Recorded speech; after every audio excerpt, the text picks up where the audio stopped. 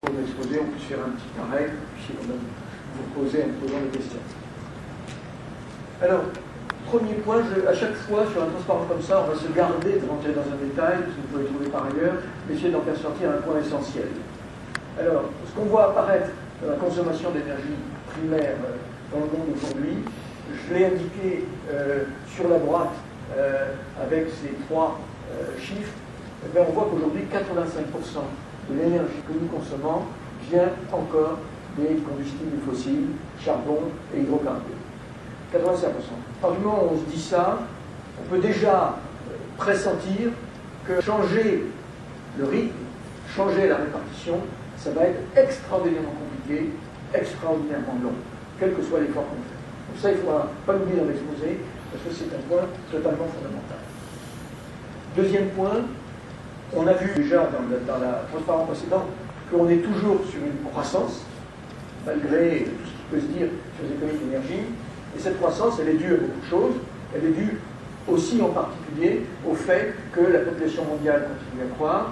Et on le verra tout à l'heure quand le groupement intergouvernemental sur les effets de serre sur le climat va le faire selon des scénarios qui vont se traduire par est-ce que cette population va continuer à grimper jusqu'à la fin du siècle ou est-ce qu'elle va plafonner dans les années 50.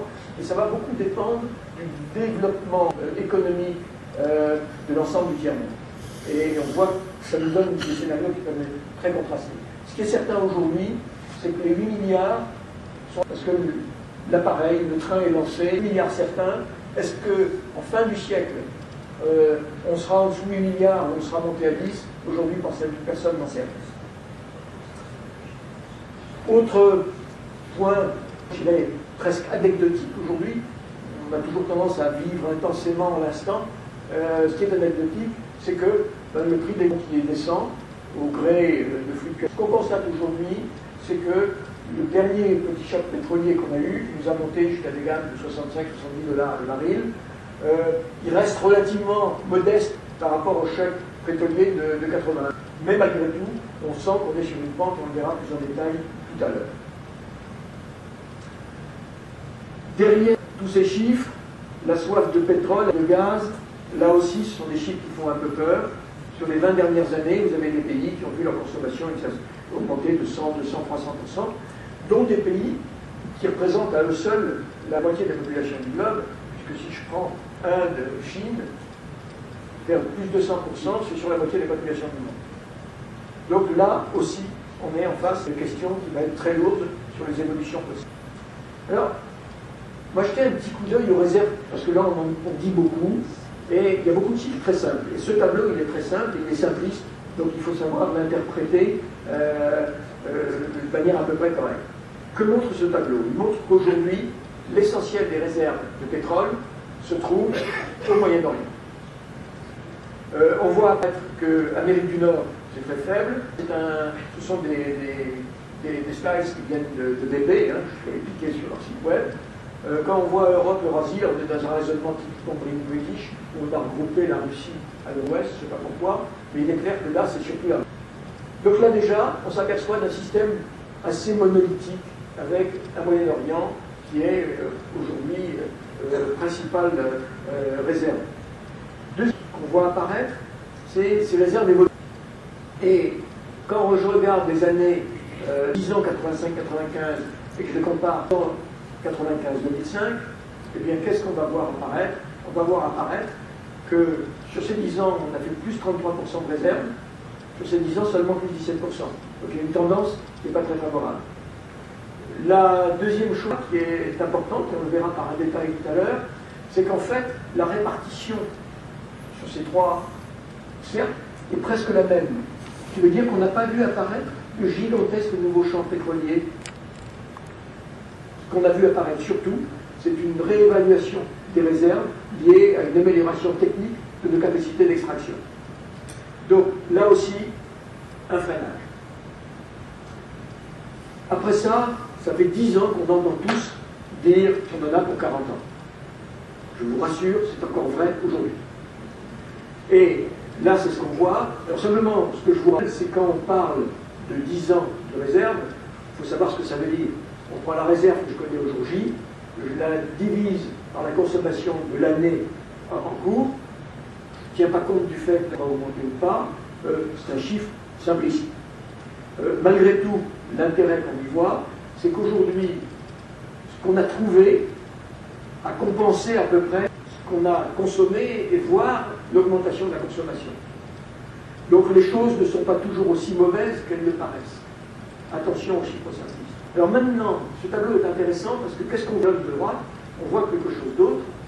C'est que on essaye de regarder comment chaque grand secteur, on va trouver l'Amérique du Nord, les centrales, on va trouver l'Europe et la Russie, bien sûr le Moyen-Orient, l'Afrique et l'Asie-Pacifique. Alors qu'est-ce qu'on voit là-dessus?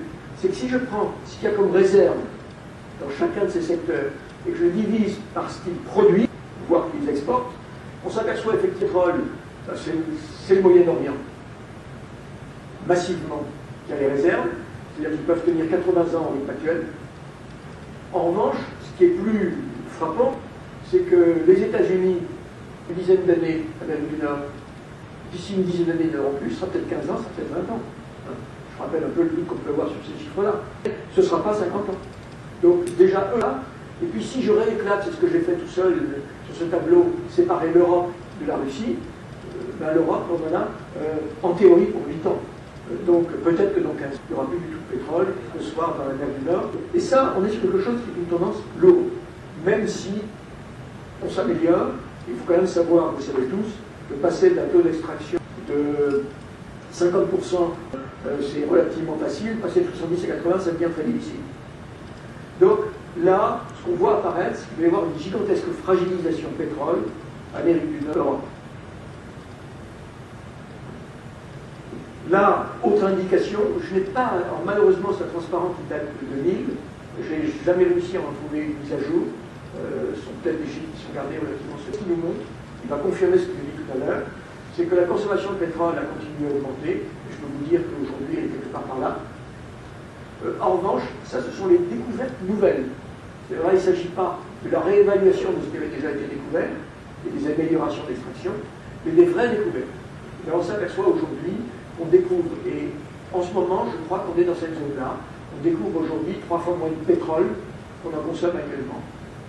Là aussi, c'est en train de montrer que même si les choses sont meilleures qu'on ne pouvait le penser il y a une dizaine d'années, on va quand même finir par se cogner la tête sur le plafond.